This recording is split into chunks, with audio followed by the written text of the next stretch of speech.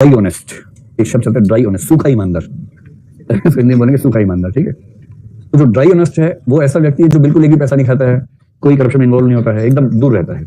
उसके ऑफिस में हो भी रहा करप्शन तो कहता है कि मैं इसका हिस्सा नहीं बनूंगा, आप मुझसे दूर रखिए, मेरे लिए मेरा वेतन काफी है, मैं शामिल नहीं होऊंगा। इस तरह का व्यक्ति जो आमतौर पर सरकारी संसाधनों का दुरुपयोग भी नहीं करता है, अपने व्यक्तिगत हित में अपनी कार का भी प्रयोग नहीं करेगा, ऐसे कुछ लोग होते हैं। इनकी संख्या 0.1% के आसपास मान लीजिए, ये दशमलव बता दूं, रखी देना, डेसिमल रखी देते मेरे ख्याल से। मतलब आप लोग तो वहीं मैं जानता हूँ, लेकिन बाकी पूरे देश की जनसंख्या 500 निकाल भी लेंगे तो इतना ही तो आएगा लगभग, तो पॉइंट में ही आएगा, दशमलव के बाद जीरो भी आ जाएगा, बल्कि उसमें तो है ना।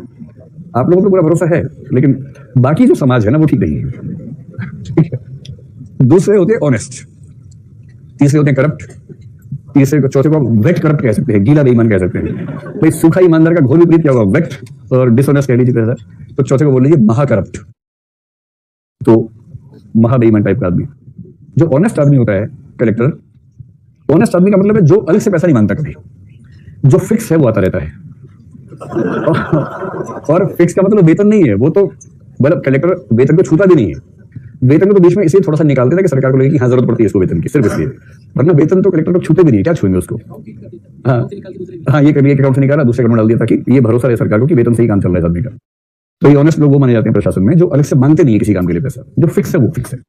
जैसे आमतौर पर कोई अगर जिला सामान्य साइज का है तो उसमें एक साल में डेवलपमेंट का खर्चा करीब 500 करोड़ के आसपास की योजनाएं तो होती ही हैं, ये नॉर्मल है कि इतना तो होगा ही होगा। तो सामान्य आकार के सामान्य जिले में सामान्यतः 500 करोड़ रुपए एक साल में योजना व्यय होता है, एक सामान्य फिगर है।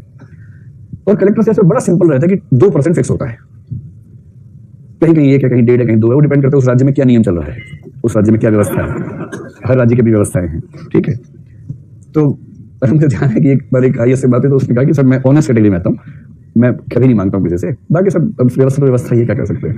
तो व्यवस्था का मतलब फिर जब मैंने समझा तो ये मतलब निकला सब पूरा मिला के, जिसका मतलब है कि उसे कुछ भी नहीं करना है, अपना सामान्य काम करना है, ऑफिस जाना काम करना है, किसी से डील नहीं करनी, बात नहीं करनी, किसी के दबाव में नहीं आना है। इतना करने के बदले उसको साल भर में करीब 10 करोड़ की रिश्वत आ जाती है। और ये कैसे आती है, ऐसे नहीं आती कि बोले नहीं जाएगा कहीं बोरी भर के, ऐसा नहीं होता है, उसके भी सिस्टम बने होते हैं, कहाँ पहुंचानी है, कैसे होगा, सब बना रहता है। ये ऑनेस्ट आदमी होता है। ऐसे वाला जो कलेक्टर है उसको बोलते हैं ईमानदार कलेक्टर होता है, ठीक है। आप में से कुछ लोग चेहरे पर ये भाव है कि आज बताइए काम की बात है, अब तक तो बेकार की बात है, सत्यनिष्ठा ईमानदार ये सब क्या है, असली बात तो ये बताइए, है ना। इन्हीं में से कुछ लोग फंसते फिर जेल चले जाते हैं, उनका सामाजिक सम्मान खत्म हो जाता है, फिर बाद में उनमें से कुछ लोग सुसाइड कर लेते हैं, उसके बच्चे सुसाइड कर लेते हैं शर्म के मारे, वो अलग बात है। जो तीसरी कैटेगरी है वो होते हैं करप्ट लोग, जो डिमांड करते हैं, ठेकेदार करेंगे सर इसमें इतना फंड है तो कलेक्टर का 2% फिक्स होता है, होता होगा 2%, हमारा 4% हुआ। इस तरह के जो कलेक्टर से जो हर चीज में पैसा मांगते हैं। और महाकरप्ट आपको पता ही है, वो सड़क से निकलता है, देखते क्या बेच दूं और क्या बेच सकता हूँ, ये तालाब यहाँ पर, कह रहे थे तालाब तो है नहीं तो बनवाओ तालाब यहाँ पर, तो सर पानी है नहीं अंदर तो क्या हो गया, खुलवाओ।